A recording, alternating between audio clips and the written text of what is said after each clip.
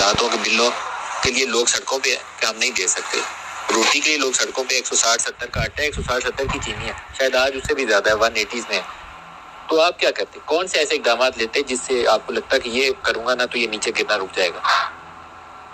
دیکھیں یہ کوئی مجزاتی فیصلے یہاں نہیں ہے، بنیادی کچھ تو سٹیپس لیتے ہیں، مجزاتی نہیں ہے، بنیادی ہے. آپ کو ابتدا کرنا کیا کرتے ہیں؟ آپ نے کچھ ٹارگٹ سیٹ کرنا، کچھ سب پہ اکٹھے کام کرنا. سب سے پہلے آپ نے کوشش یہ کرنی ہے ہر طرح سے سپورٹ کر کے $20 ارب کی ایکسپورٹ کو بڑھانا.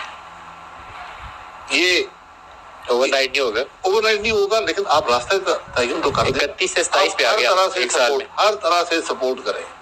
ٹھیک ہے، ہم 31 سے ویسے 27 پہ آ گئے پچھلے ایک سال جی. وہ آپ کی حکومت میں $4 ارب نیچے گر ہوتا رہتا ہے ہماری حکومت. دیکھیں نا اب آپ مفتر صاحب سے پوچھتے ہیں، 4 مہینے خود مفتر صاحب وہاں بیٹھے ہوئے تھے، وہ کیا کہیں گے میں نے غلط کام کیے ہیں. مسٹر صاحب کو تو آپ نے دھکا مار کے نکال دیا. جی تو ہم نے جو غلطی کی اس حکومت میں، لوگوں کی توقعات تھی کہ یہ کوئی ریفارم کا پروسیس شروع کریں گے، یہ معاملے کو بہتری طرف لائیں گے، وہ نہیں ہوا. فیصلے ہی نہیں ہوئے.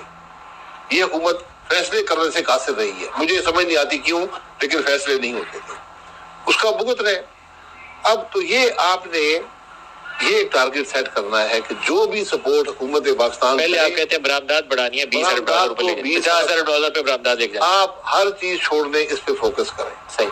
یہی سے آپ کو ٹیکسیز بھی آئیں گے، نوکریاں بھی آئیں گی، آپ کے ڈالر کے ایشو ختم ہو جائیں گے اور ڈالر ہوپفلی کنٹرول میں بھی ہے. سپلائی ڈیمانڈ کا ایشو ہوتا ہے کرنسی کا. پھر آپ نے اسٹرکچرل ریفارم کرنے بیوروکریسی کے اندر، گورننس کے اسٹرکچر کے اندر آپ نے وہ کرنا ہے. آپ نے ٹیکس کی بیس کو بڑھانا ہے. یہ مشکل کام نہیں ہے، لیکن پروسیس شروع کریں گے تو بیس بڑھے گا. آپ یہ دیکھ لیں کہ 50% کے قریب انفلیشن رہی ہے، 40 سے اوپر رہی ہے. فوڈ انفلیشن اس سے بھی زیادہ رہی ہے. لوگ سڑکوں پر نہیں آئے. ہر چیز بڑی ہے، بے پناہ بڑی ہے، کیونکہ ایک بہت بڑی بلیک اکانومی ہے جو ہر ایک کو سپورٹ کر رہی ہے. آپ کا ایک حصہ بنتا ہے، حکومت کا ایک حصہ بنتا ہے اس کے اندر. آج یہ ایک حقیقت ہے کہ ہمارے عوام جو ہے ہماری حکومت سے زیادہ امیر ہے. جو حکومت کے نمبرز ہیں، عوام کے پاس پیسہ اس سے زیادہ ہے. ملک کے پاس، ملک کی اکانومی اس سے بڑی ہے جو ڈاکیومنٹڈ ہے. اس میں ہمارا سارا گزارا ہو رہا ہے. کہ حکومت کا گزارا نہیں ہو رہا. حکومت آج اپنا سود بھی ادا کرنے سے قاصر ہے. یہ آپ خود حساب لگا لیں کتنی دیر آپ چل سکتے ہیں. تو اس لیے آپ نے اس ٹیکس بیس کو بڑھانا ہے، لیکن انٹیلیجنٹلی بڑھانا ہے. آپ کے خیال میں سسٹم میں کیپیسٹی موجود ہے یہ کام کرنے کی؟ جی نظام میں ہے، بالکل نظام میں ہے. نظام میں کیپیسٹی ہے، ٹیکنالوجی بھی ہے. ول نہیں ہے، ول نہیں ہے. آپ کر نہیں سکے، کوئی نہیں کر سکا. میں نے مفتر صاحب نے یہ پروسیس شروع کیا تھا. ہم نے پہلا سٹیپ لیا تھا، ہم نے ٹیکس کے ریٹ گرا دیے تھے ہر ایسے لڑ جگڑ کے. ہم نے ہر طرف سے مخالفت ملی، ہم نے کر دیا. فائنانس بل میں پاس کر دیا. 2 مہینے رہا. یہ جولائی اگست 2018 کے نمبرز دیکھ لیں. ٹیکس بیس 5 10 15 3 سلیبز پہ آ گیا، سمپلیفائی کر دیا تھا. اس کے بعد آپ نے لوگوں کے پیچھے جانا ہوتا ہے. کیا بتائیں جی اب تو ہم نے ٹیکس ریٹ بھی کم کر دی، اب آپ ٹیکس کیوں نہیں دیتے؟ اور وہ کوئی مشکل کام نہیں ہے، لیکن اس کو ریورس کر دیا گیا. مسٹر صاحب کو اب آپ نے کام کیوں نہیں کرنے دیا؟ نکالا کیوں آپ؟ میں نے نہیں نکالا، وہ تو وزیر اعظم صاحب کی مرضی ہوتی ہے، جس کو وزیر رکھیں. درست فیصلہ تھا وزیر نہیں درست پہ وہ وقت بتائے گا درست تھا یا نہیں. آپ کے خیال میں غلط فیصلہ؟ بالکل آپ کے کان کے پاس سے گزری ہے ڈیفالٹ بغیر وجہ کے.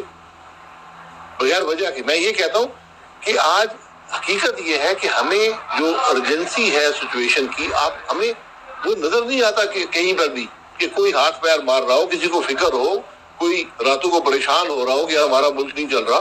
بزنس ایز یوزول چل رہا ہے. سب سے تشویشناک بات یہ ہے. مصطفیٰ صاحب آپ نے ابھی بولا کہ 6-7 افراد ہیں جنہوں نے یہ پاکستان کی تقدیر کا فیصلہ کرنا ہے. آپ ہیومن رائٹس کمیٹی ہیڈ کرتے ہیں پارلیمنٹ میں. اس وقت اگر میں انٹرنلی اپنی کوہیژن کی بات کروں نا تو ہمارے اندر تقسیم بہت ہو چکی ہے سوسائٹی سے.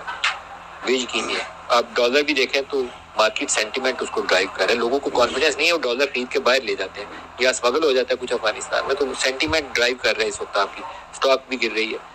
یہ جو 6-7 افراد ہیں کیوں نہیں کہتے کہ اس قوم کو اکٹھا کریں؟ کوئی مسنگ پرسن ہے، کسی کو غائب کر لیا، کوئی جرنلسٹ اٹھا لیا، سیاسی تقسیم ہے. تو یہ 6-7 افراد کو بھی تو وہ ویسے ہی درد ہوگا نا، میرے سے زیادہ ہوگا کیونکہ وہ پوزیشن آف رسپانسبلٹی پہ بیٹھے ہیں. تو آئی زیوم کہ میرے سے زیادہ وہ تکلیف میں ہوں گے کہ پاکستان کو صحیح راستے پہ ڈالنا ہے.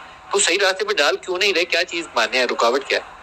ہم نے اتنی دوریاں آپس میں پیدا کر لی ہیں کہ سیاسی مخالفتیں ہم نے دشمنی کے اندر تبدیل کر دی. ایک ہارورڈ یونیورسٹی کے کچھ پروفیسرز تھے دو, انہوں نے مل کر ایک کتاب لکھی کہ ہاؤ ڈیموکریسیز ڈائی. اس کے اندر انہوں نے سب سے پہلی چیز جو آئیڈینٹیفائی کی کہ جس کے بعد یہ عمل شروع ہوتا ہے جمہوریتوں کے مرنے کا, وہ ہوتا ہے کہ جب سیاسی مخالفت سیاسی دشمنی میں تبدیل ہوتی ہے. ہمارے ہاں ہم اتنی اپنی پچڈ پوزیشنز لے چکے ہیں کہ ہم ایک دوسرے سے بات چیت کرنے کے لیے تیار ہیں. ہم یہ سمجھتے ہیں کہ اگر ایک فریق اس کو اگر کوئی سبقت مل گئی تو وہ باقی سارے جو فریق ہیں ان کے ساتھ نہ جانے کیا کرے گا, باہر نکلنا ہے. اور یہ وہ دائروں کا سفر ہے ملک صاحب کہ جو پاکستان کے قیام کے بعد سے ہم نے شروع کیا, جناح صاحب کی وفات کے بعد سے, اور آج تک جاری ہے. ہم جب تک اس سائیکل کو نہیں توڑیں گے, اب اگر ڈالر اس وقت 325 روپے کا مارکیٹ کے اندر مل رہا ہے, تو میں اکانومسٹ نہیں ہوں, آپ اور مفتاح صاحب میرے سے بہت بہتر اس چیز کو سمجھتے ہیں. میں ایز اے لے مین آپ کو کہہ رہا ہوں کہ اس کے اندر کم از کم 25 سے 30 روپے 40 روپے بے یقینی کے ایڈ ہوئے ہیں. یہ صحیح ہے بات. اگر ہم یہ بے یقینی ختم کریں تو آئی ہوپ کہ یہ, اور آئی تھنک کہ یہ 40 روپے ڈالر میں ویسے ہی کم ہو جائے اگر بے یقینی ختم. جس دن یہ 6 لوگ ایک ٹیبل پہ بیٹھے ہوئے نظر آئے نا لوگوں کو, بہار ڈھونڈ رہے ہیں, جی بالکل ٹھیک کہہ رہے ہیں. 40 روپے. اور 6 میں آپ کس کس کو شمار کر رہے ہیں؟ دیکھیں آرمی چیف ہیں, چیف جسٹس ہیں, اور پولیٹیکل لیڈرز ہیں. تین چار پولیٹیکل لیڈر. تو بنیادی طور پر تو 5 افراد ہی ہو گئے نا, ایک آرمی چیف, ایک chief justice of Pakistan, Noon League سے نواز شریف, عمران خان پی ٹی آئی سے, اور ایک پیپلز پارٹی سے. یہ 5 بندے آپ کو ایک میز پہ بیٹھے ہوئے چاہیے. بالکل. اور پھر اب ہم اس مقام پر پہنچ گئے ہیں. آپ نے ایک فالٹ لائنز کا ذکر کیا تھا ملک صاحب, ہیومن رائٹس کا آپ نے ذکر کیا تھا. اب اس کی وجہ سے دیکھیں لوگوں کا جو اعتبار ہے اس سوشل کانٹریکٹ پہ وہ ختم ہو چکا ہے. آئین آج لوگوں کو تحفظ دینے میں ناکام ہو چکا ہے. آئین ناکام نہیں ہوا, اس کو ہم نے ناکام کیا. 8 سے لے کے 28 تک جو ہمارے آئین کے اندر انسانوں کو, جو اس ریاست کے شہریوں کو جو حقوق دیے گئے, وہی اصل آئین ہے نا. کسی ایک شک پہ عمل نہیں ہو رہا. ہمیں اس ڈاکیومنٹ کو, ہمیں اب اس سوشل کانٹریکٹ کو نئے سرے سے بنانا پڑے گا. لوگ اس کو, اور اسپیشلی جو ینگر جنریشنز ہیں, ہماری پیریفریز, جو آئین نیا بنانے سے زیادہ ہمیں اس آئین پہ اعتبار کرنا پڑے گا, آئین کے اوپر عمل کرنا پڑے گا. آپ نیا بھی لکھیں گے تو عمل نہیں کریں گے تو کچھ نہیں ملک صاحب. اب جو ہمارے نوجوان ہیں, ہم چیزوں کو, کانورسیشنز کو کارپیٹ کے نیچے ڈالنے کے عادی ہیں, لیکن ہمارا جو خیبر پختونخوا میں نوجوان ہے, ہمارا جو بلوچستان کے اندر جو نوجوان ہے, وہاں کی پولیٹیکل پارٹیز کے لیے اس وقت سب سے بڑا کرائسس یہ ہے. ہم گئے کوئٹہ, ہم گئے, ہم پشاور گئے, وہاں پہ ہم نے سیمینارز کیے, مختلف پارٹیز کے وفود آئے. ان سب کی سب سے بڑی کنسرن یہ تھی کہ ہمارا نوجوان ہم سے یہ سوال کر رہا ہے کہ جو آئینی اور پارلیمانی سسٹم ہے اس نے آج تک ہمیں دیا کیا ہے, اور آپ کیوں ہمیں اس کے پیچھے لگا رہے ہیں. اور ان نوجوانوں کا سوال جائز ہے, ان کو ہم نے پیسیفائی کرنا ہے. ہم نے پیسیفائی کرنا ہے اس کے اوپر عمل کر کے. اب پنجاب میں اور سندھ میں بھی جو اس وقت صورتحال ہے, آپ کے نوجوان امید کھو بیٹھے, ملک سے جاب پر جاب. اس وقت اکارڈنگ ٹو گارڈین 20 سے 25 ہزار آپ کا نوجوان اس وقت لیبیا میں پڑا ہوا ہے, جو سمندر پار کر کے یورپ جانا چاہتا ہے. حالتوں میں اس وقت وہاں پر لیبیا میں پڑا ہوا ہے. وہ جو سمگلرز ہیں ان کی تقریباً آپ سمجھے قید میں